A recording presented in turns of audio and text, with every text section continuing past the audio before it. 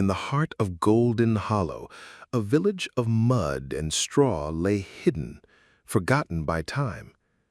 But the name was a bitter joke. The earth was parched, and poverty was the only treasure its people knew.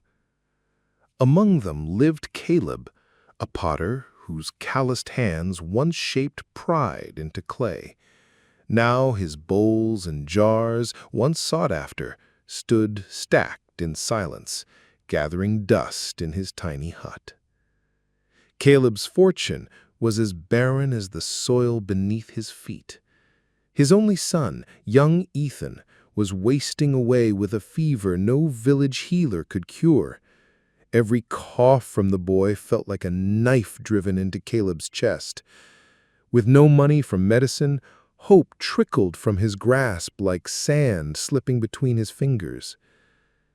One night, his anguish carried him to the banks of the sacred river. He fell to his knees in the darkness, his heart breaking, and begged the gods for a miracle.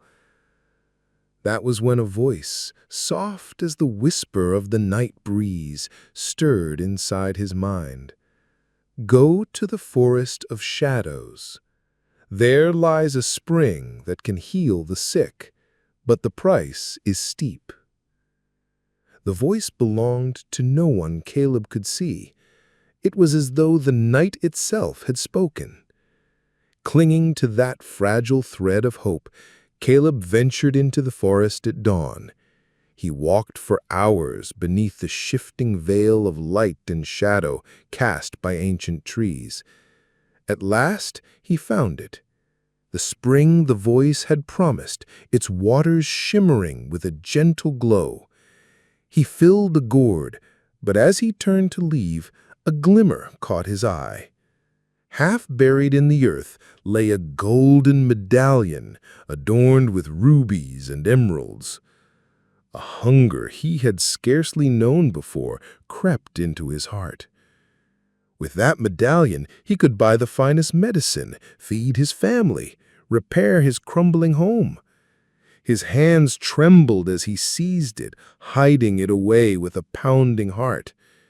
He rushed back to the village, and with the first drops of the spring's water, Ethan's fever began to break.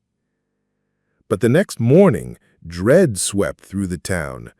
The sacred medallion of the local goddess had vanished. Caleb's stomach knotted.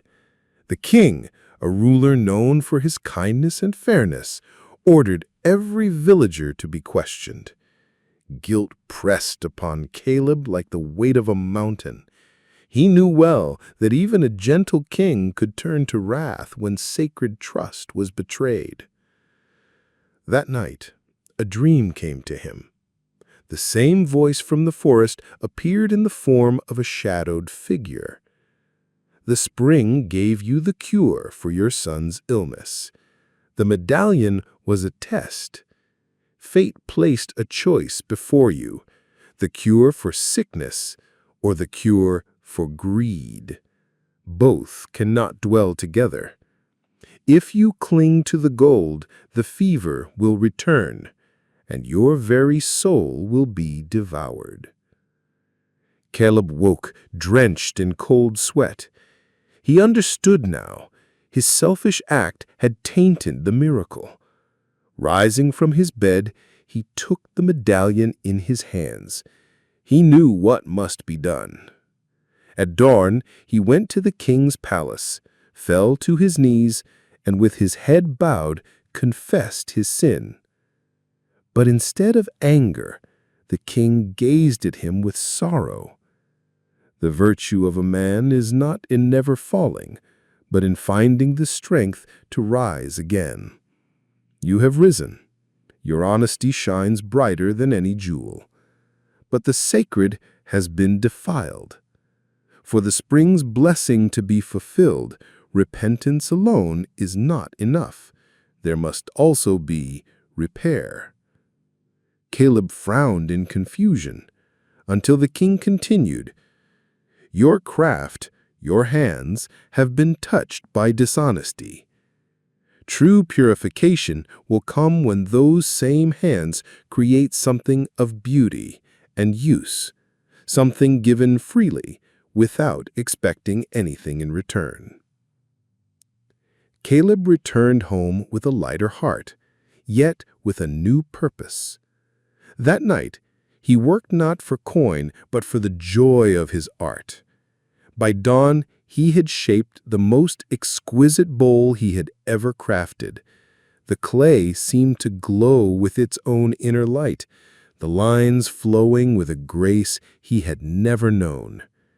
It was a bowl for water, etched with the tree of life, meant to stand in the heart of the village so that all could drink freely. He carried it to the village square and placed it upon a stone pedestal. Neighbors gathered, astonished, and as they drank from the vessel, joy lit their faces. Watching them, Caleb felt a peace no treasure could ever buy.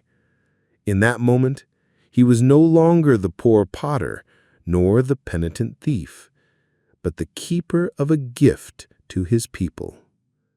Word of his honesty and generosity spread like a fresh wind. Travelers from distant villages came to see the miraculous bowl, and many bought Caleb's other works. His craft, now blessed by his redemption, flourished, and Golden Hollow at last lived up to its name, not in earthly riches, but in the wealth of a spirit reborn.